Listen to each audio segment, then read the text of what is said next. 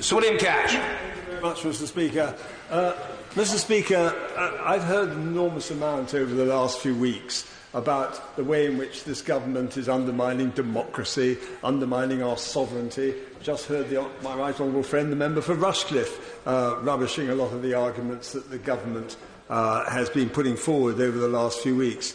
But I would simply like to say this.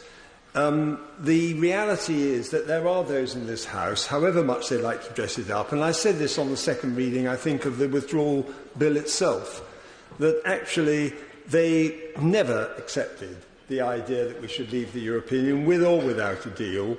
They just don't want to leave. I understand that, and I actually pay some tribute to some of those who have been entirely consistent about these arguments, and in particular, my right honourable friend, the member for Rushcliffe, and he knows I genuinely feel that. But having said that, I'm afraid that the burden of the argument which I've heard addressed by the member for West Dorset, for example, I simply cannot accept under any circumstances. This House, as I said in an intervention with the Leader of the House, actually made a decision, and it made a decision on the Referendum Act itself, a sovereign act of Parliament, which deliberately gave to the British people the right to make the decision and not this House. What also happened under the Lisbon Treaty enactment, which was passed in 2008, was that under our domestic law, we agreed that we would allow the Article 50 process to commence, and it said that within 2 years, if there was no decision, then we would leave on exit day, as expressed ultimately in the other Act of Parliament, Withdrawal Act, Section 1 of which said that the repeal of the 72 Act would take place on exit day. Now, it is impossible, in my judgment, to argue that this debate and all the, in my opinion, ripping up of conventions and all the things that my right honourable friend said, which I entirely agree with, about this improper procedure for the purposes of achieving an objective, can really just be washed away on the grounds that somehow or other there is an argument about our not having any possibility of leaving without a deal.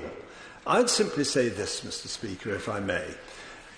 This is certainly, as the Honourable Member for Rushcliffe said, a matter of unbelievably important historic significance. We came into the European Union in 1972 on the basis of a white paper, and I got out that white paper only today, and it quite clearly states that we will never give up the veto. We would never do so, and furthermore, not only would we never give up the veto, but in addition to that, and that was the basis on which we came into the European Communities Act 1972, which is still the governing enactment. And furthermore, it went on to say that to do so would endanger the very fabric of the community. That is why so many people all over the whole of Europe are voting with their feet against this system. Look at what's going on in Italy at the moment, and in Greece and in many other countries. So why would anybody actually want to remain in this European Union? It's autocratic. It's dominated by one country in particular, and by the French as well. The bottom line is it is not a system which allows us to govern ourselves. And I would simply say this, Mr. Speaker.